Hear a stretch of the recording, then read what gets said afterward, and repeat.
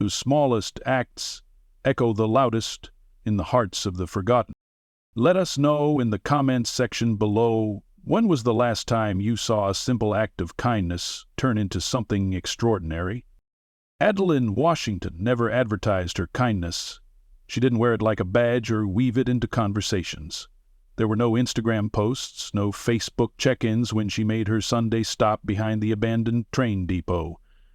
Her hands just moved on autopilot now. Thermos in one hand, cloth-wrapped food parcel in the other. Like muscle memory rooted in something older than routine. She had once been a nurse at the VA hospital 2 counties over. That was years ago, back before her back started aching in a way that heating pads couldn't soothe, before the hospital closed its doors and merged with a private facility. Now she worked part-time at the local thrift store and spent the rest of her week helping out with church hospitality and attending Bible study. To most people, she was just the quiet widow who brought deviled eggs to potlucks and offered an extra tissue during the more emotional sermons. But every Sunday, without fail, she disappeared right after service, and she always carried something warm in her tote. "Still feeding ghosts, Alan?" Karen Whitmore's voice trailed behind her like the clink of cheap jewelry. Karen's heels echoed off the stone steps of the church, her perfume arriving seconds before she did. "I just think it's odd how you always run off before fellowship hour. People are starting to wonder." Adelyn turned slowly, squinting into the afternoon sun. She smiled, but it didn't touch her eyes. Some things are more important than stale donuts and lukewarm coffee.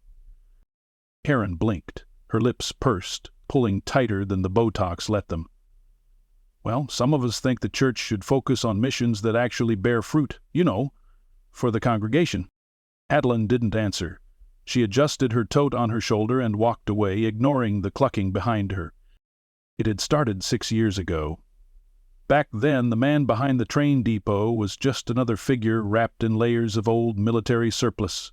Most people passed by without a second glance, but Adelyn had paused. Maybe it was the way he always faced the church from that corner, like someone remembering a dream they once lived. Maybe it was the way he nodded at her with a kind of worn-out dignity. He never asked for anything. The first Sunday she brought him food, he hadn't touched it until she'd walked away. Now, 6 years in, they didn't talk much. She'd set the meal down, he'd nod, maybe mutter "thank you, ma'am," in that slow gravel tone of his. Sometimes he looked better than others. Sometimes his beard was trimmed. Other times his hands shook when he picked up the spoon. But he was always there. And so was she. She didn't even know his name at first. Then, one day, when he was particularly lucid, he offered it, like a soldier reporting in. Daniel Cole, Staff Sergeant, 3rd Battalion, 5th Marines. Adelyn hadn't asked for a resume, but when he said it, it hung in the air like scripture. Over time, she pieced more together. Afghanistan, IED, traumatic brain injury, nights too loud, days too quiet. She didn't press him. She never asked why he wasn't in the system, or why the shelters turned him away, or why the VA wouldn't help. She knew too much about the gaps already. You could fall through them like cracks in ice.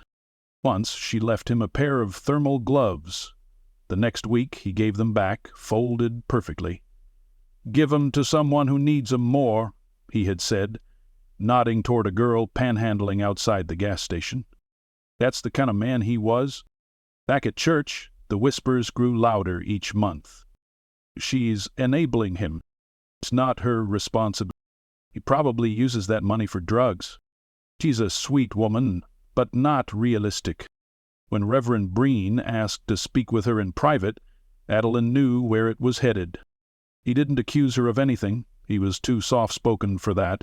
Just said something about congregational image and misguided generosity, and whether she'd consider channeling her compassion into the outreach committee instead. "We've got a food pantry starting up next quarter," he offered. "Maybe we could find a more structured way to help." She nodded politely, said she'd think about it. but she never missed a Sunday. Daniel never asked her to explain herself. That was another reason she kept coming. This particular Sunday he looked different. There was a stillness about him, the kind of quiet that wraps around you right before something shifts. She placed the parcel down on the bench beside him and noticed a weathered photograph clutched in his hand. 4 Marines. Younger, proud. One of them was him. Shorter hair, sharper eyes. "My boys," he said without looking up. "All 12 of them. Saved my life more than once." Adelyn sat down slowly beside him, something she hadn't done before. "Are they still around?" His eyes flicked up, unreadable. "One is. Rest are ghosts, like me." "No," she said, her voice firm. "You're not." He gave a dry chuckle, then pulled the photo closer. "One of 'em found me last week. Online, I guess. Said he's been looking for me for years. Said I wasn't forgotten." Adelyn blinked. Her throat tightened. "He asked if I was still near that old church with the blue windows. Said they're coming." Her voice was barely above a whisper. "Coming?" "Next week. Sunday." He looked at her now, eyes glassy but fierce. "I told him about you." She didn't know what to say. No one had ever done that. Not since her husband died. Not since she left the V. She cleared her throat. "You'll be here?" "I will, and so will they." She rose slowly, her legs trembling. Something inside her shifted. A quiet knowing. A storm you couldn't see yet, but could feel in your bones. As she turned to leave, Daniel called out softly, "Thank you, ma'am." Adelyn smiled, her back still to him. "You're welcome, Sergeant." And for the first time in 6 years, she walked back toward the church. Not alone. Karen Whitmore folded her gloved hands neatly in her lap, her posture as stiff as the pleats in her skirt.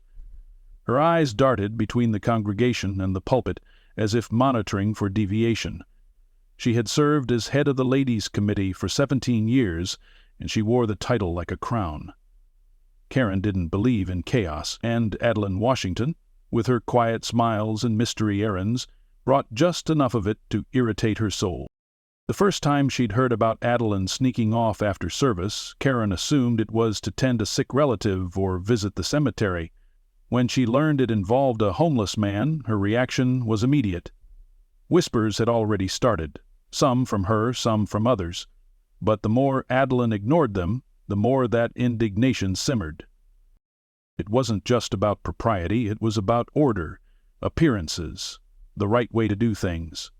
Church was supposed to be a place of reverence, discipline, and clarity, not a place where widows fraternized with strangers in alleys behind train yards. So when Reverend Breen invited Karen to join the newly formed outreach committee, she saw it as a sign, an opportunity to reestablish proper Christian service in the church. Not that back-alley charity disguised as ministry. She started asking questions, quietly at first. "I just want to understand where our resources are going," she'd said sweetly at the budget meeting. "I'm only trying to help her get more support," she told Deacon Mitchell. But she wanted answers. And this Sunday, she intended to get them. Adelyn arrived late to fellowship hour. Not that anyone said it aloud, but heads turned. Karen, holding court near the refreshment table, spotted her instantly. She took a slow sip of her tea, then crossed the room with purpose. "You know," she began without a greeting, "some of us are worried about you."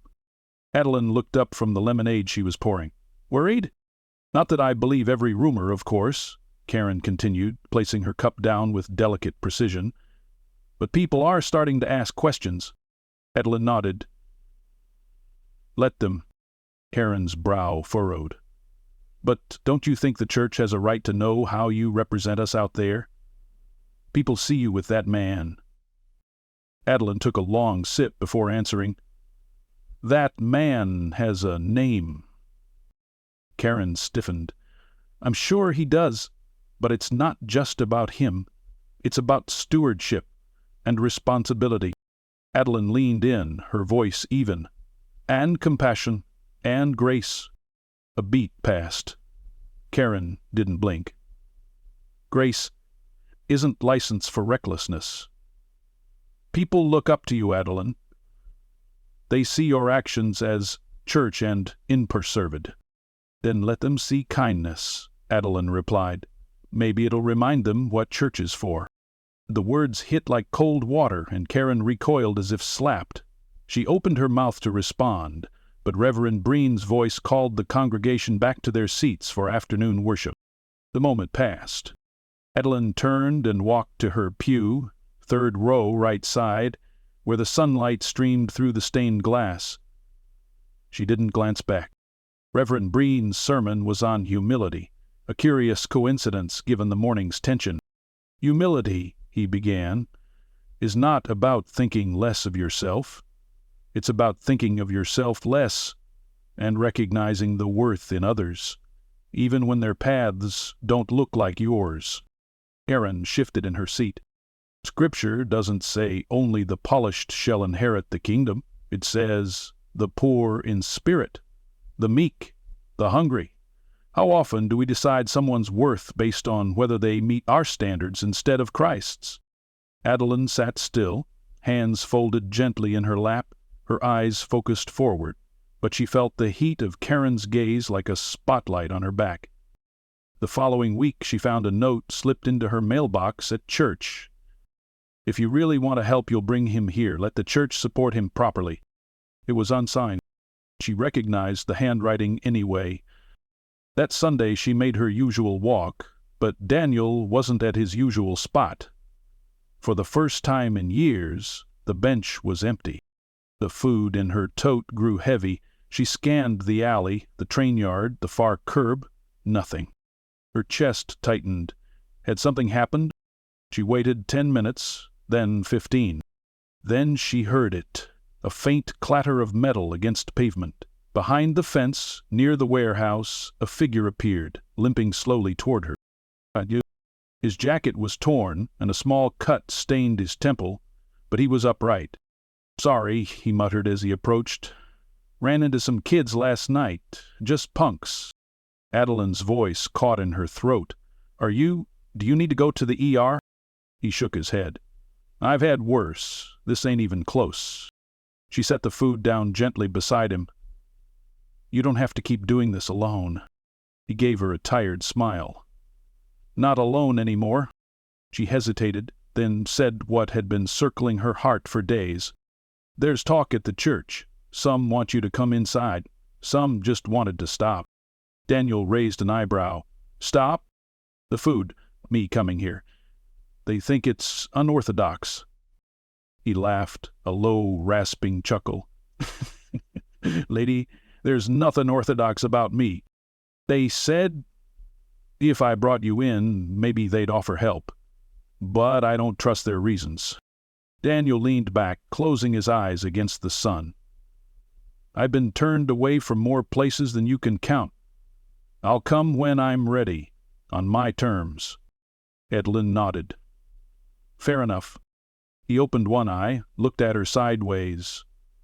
"But I might be ready soon." He patted his coat pocket and pulled out a folded paper. A letter, yellowed at the edges, addressed in sharp military handwriting. "My boy found me through a vets group online. Said he's bringing some people." Adelyn didn't speak, just listened. "Said Sunday, 1 week." She smiled. "I'll make something special." "You always do." That night she didn't sleep. She replayed his words over and over. A son, a group, Sunday. She didn't know what was coming, but she felt it, like wind before a storm, or silence before a hymn. Whatever happened next would change everything. And this time, they would be the ones watching her walk toward the church doors. The sanctuary smelled faintly of lemon polish and old hymnals, the kind of scent that lingered between decades. Reverend Breen adjusted his collar and looked out at the congregation as they began to trickle into the pews for the morning service. It was a typical Sunday, until it wasn't.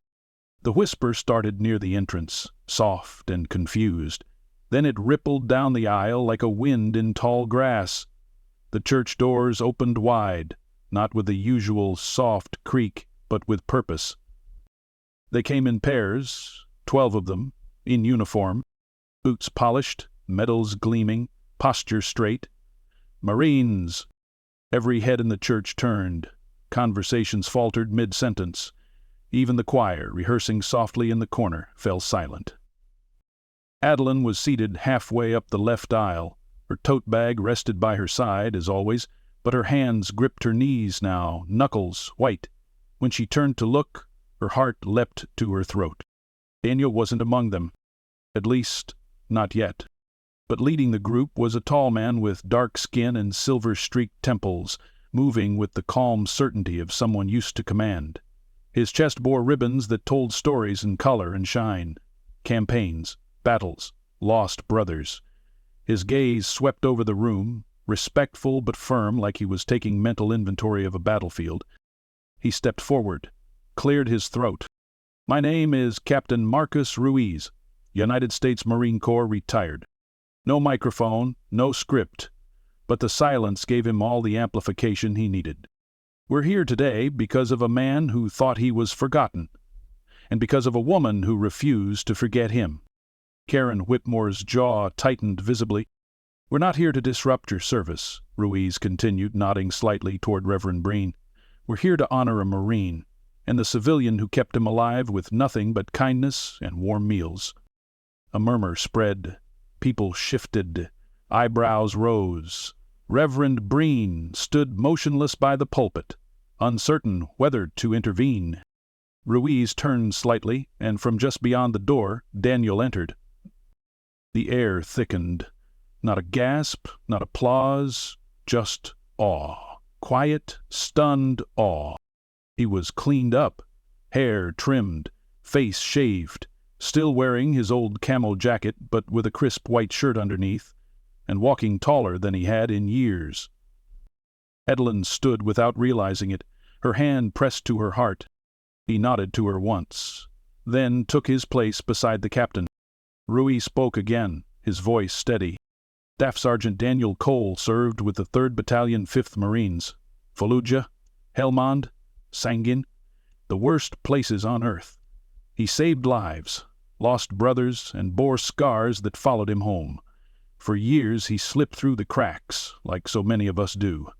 But someone here saw him, fed him, spoke to him, believed in him." Ruiz looked straight at Adelyn now, and in doing so she reminded us who we are.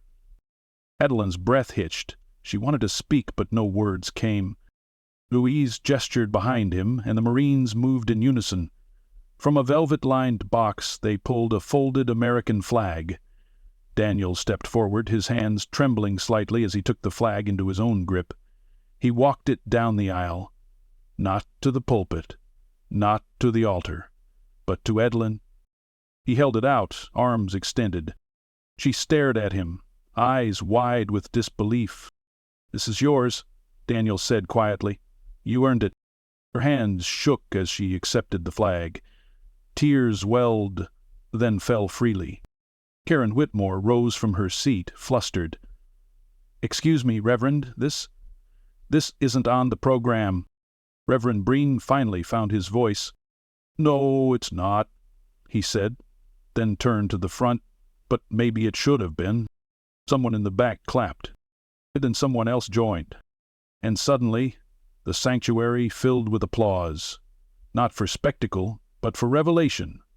For a woman who acted with conviction, and a man who survived because of it. Daniel looked dazed by it all. He touched the brim of an invisible cover, a half-salute to the crowd, but mostly to Adelyn. Ruiz stepped closer to Reverend Breen. "We'd like to say a few words, if it's all right." Breen nodded slowly. "Please." And so they did. Each Marine stood in turn, sharing pieces of Daniel's story. How he'd saved a squad by dragging 3 men through enemy fire, how he refused evacuation until every last soldier was accounted for, how the blast that nearly killed him ended his military career, but not his loyalty. They spoke of brotherhood, of grief, of survival. They spoke of Daniel's disappearance from the grid, how they'd looked for him, and how every one of them had been changed, saved, in ways, by one another. Then they spoke of Adelyn. Ruiz was the last to speak again. She never wore a uniform, never carried a rifle, but she served. Make no mistake. Karen sat back down, quiet now. Adelyn finally spoke, her voice soft but steady. I didn't do anything special. I just brought food. Daniel turned to her. You brought hope. The Reverend stepped forward, placing a hand gently on her shoulder. He reminded us all what the gospel looks like when it walks.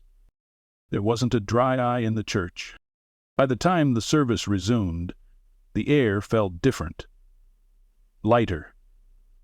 Warmer. Something had shifted. Not just for Adelyn and Daniel, for everyone. The Marines stayed for the rest of the service. They sat together, filling the first two pews like choir boys in camouflage. They bowed their heads during prayer, sang hymns in low, gravel-thick voices. And when the final song rang through the hall, "Amazing Grace," Daniel's voice joined, cracked and trembling. Adelyn didn't look at anyone else. She just looked forward, as if for the first time in years she truly belonged inside those walls. The potluck that followed the service spilled out of the fellowship hall and onto the church lawn. It wasn't just the usual lineup of tuna casseroles and sugar cookies. People brought their best that day. Family recipes, baked hams, handmade pies. As though feeding those 12 Marines, and the woman who fed one of them for years, was the highest honor they could imagine. Adelyn stood near the folding tables, still holding the neatly folded flag. It felt like it pulsed in her hands, not with weight, but meaning. Every time someone came up to shake her hand or hug her gently, her smile grew, but her heart stayed quiet, watching Daniel from across the lawn. He was seated beneath one of the dogwood trees, chatting with two young kids who couldn't get enough of his stories. One of the Marines, Private First Class Delaney, she thought, had made balloon animals from long, twisted gloves, and the children were shrieking with laughter. Daniel was laughing too, the deep, belly kind, the kind that hadn't echoed from his ribs in years. Karen Widmore approached the table slowly, carrying a bowl of her famous cranberry jello salad, the one that hadn't changed since 1983. She stood near Adelyn for an awkward beat before speaking. I didn't realize, Karen said, her voice subdued, what he'd been through. Adelyn didn't look at her. She just nodded. Most people don't. Karen hesitated, then cleared her throat. I was wrong. Adelyn turned, surprised. Karen's eyes were soft, sincere. Something had cracked open in her, maybe not fully, but enough for light to get in. We all talk about helping the poor and lifting the fallen, Karen said, but we forget sometimes. They're not just stories in Scripture. They're real. They have names. Adelyn exhaled. He always had a name. Karen gave a small smile. I hope he keeps coming back. I hope you keep coming back. Adelyn smiled gently. I never left. By late afternoon, most of the guests had trickled out, the lawn emptied, folding chairs stacked, and leftover pies divvied up among families. The Marines, too, were preparing to leave, back to their posts, their homes, their families. Ruiz shook Reverend Breen's hand firmly and gave Adelyn a final salute.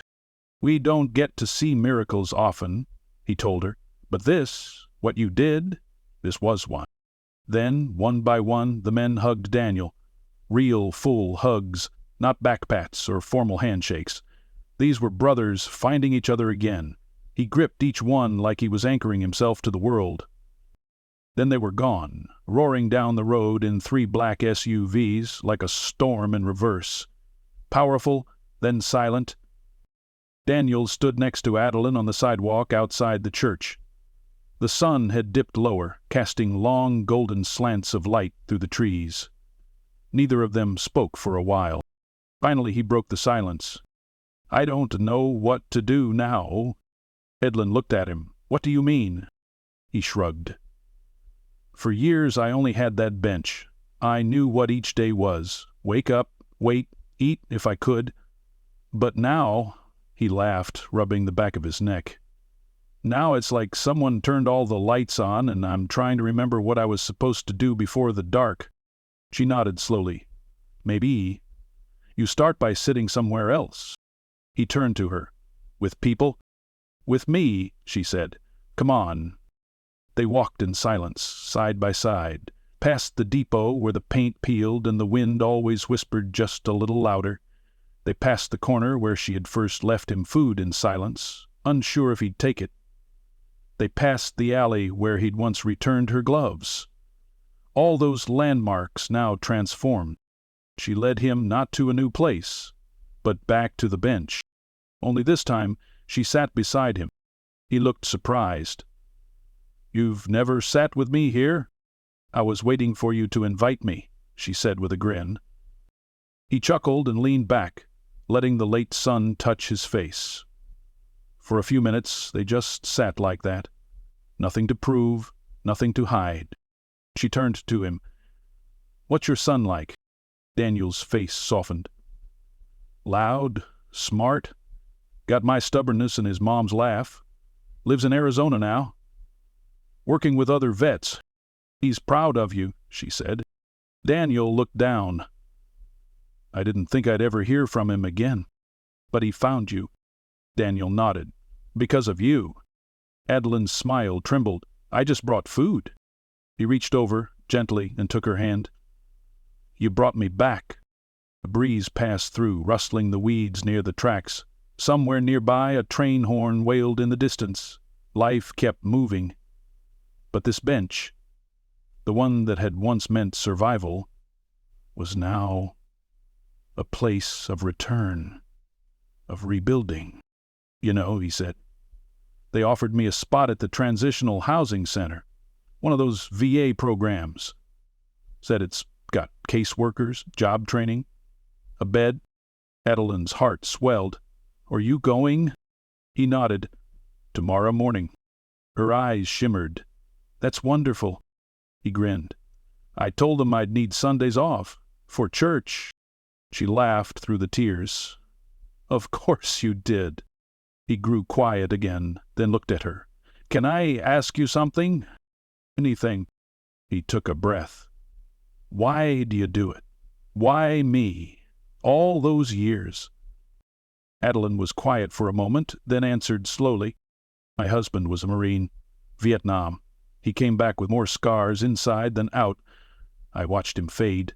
The VA said he was fine. The church didn't know what to do with him. And one day he just stopped trying." She paused, her voice barely a whisper.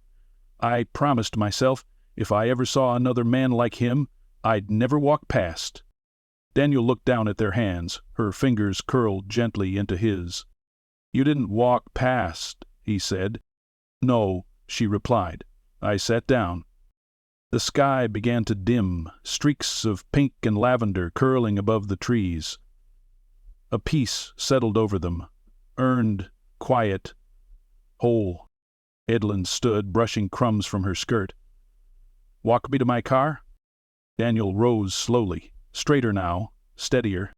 He looked back at the bench one last time, then smiled. "Yeah, let's go." And they walked off together, two silhouettes beneath the falling sun. A veteran, a widow, a bench, a beginning. Not the end. Just the next chapter.